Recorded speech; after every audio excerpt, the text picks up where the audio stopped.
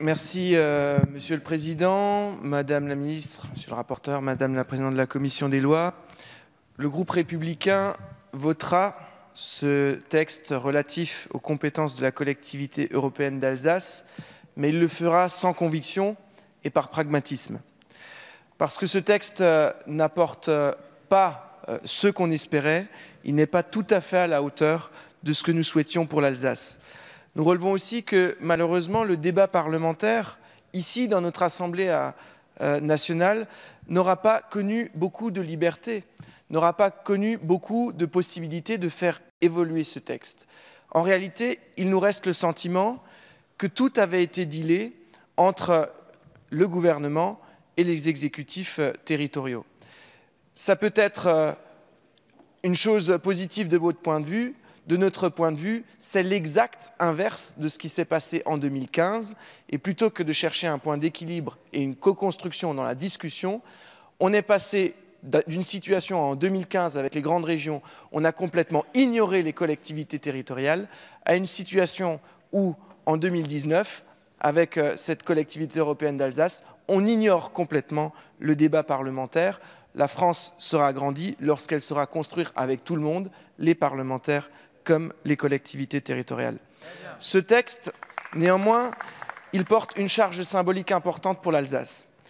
Une charge symbolique parce que c'est enfin le retour de l'Alsace en tant que territoire institutionnel et incarné. C'est pour cela que nous avons pu, hier, ce soir, débattre sur un certain nombre d'amendements qui pouvaient à certains paraître comme anecdotiques et qui pourtant contribuent de la construction de cette charge symbolique. Parce que l'Alsace, avant d'être une institution, c'est un territoire qui se vit, c'est un territoire dans lequel on s'engage, c'est un territoire dans lequel les habitants se construisent, deviennent des Alsaciens, des Français qui contribuent largement à la vie de la nation, à la vie de leur région. Et cette charge symbolique, cette capacité à mobiliser les Alsaciens, elle nous semble importante. C'est pour ça que nous regrettons que certains de nos amendements n'aient pas pu être adoptés. Il reste également beaucoup de questions que nous avions posées dès la discussion générale. Des questions sur le contenu exact des ordonnances. Il serait d'usage, dans la bonne qualité de nos relations, qu'un certain nombre d'éléments soient disponibles au début des discussions parlementaires. Ça n'était malheureusement pas le cas. Sur les décrets qui permettront de compléter la déclaration de Matignon, dans laquelle tout ne relevait pas du domaine législatif, mais également du domaine réglementaire. Ces décrets devront voir le jour, et ce n'est pas parce que le débat parlementaire est fini que nous lâcherons notre attention sur ce sujet-là.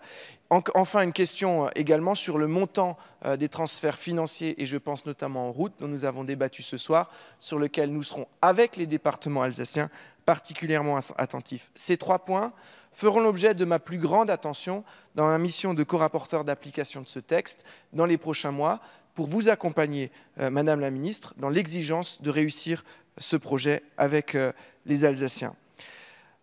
Pour conclure, ce texte est pour nous, pour l'Alsace, un premier pas dans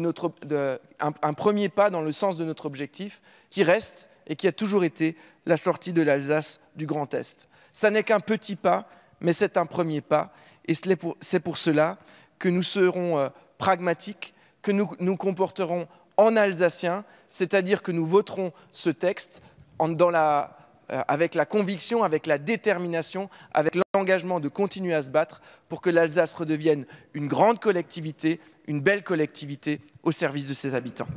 Merci.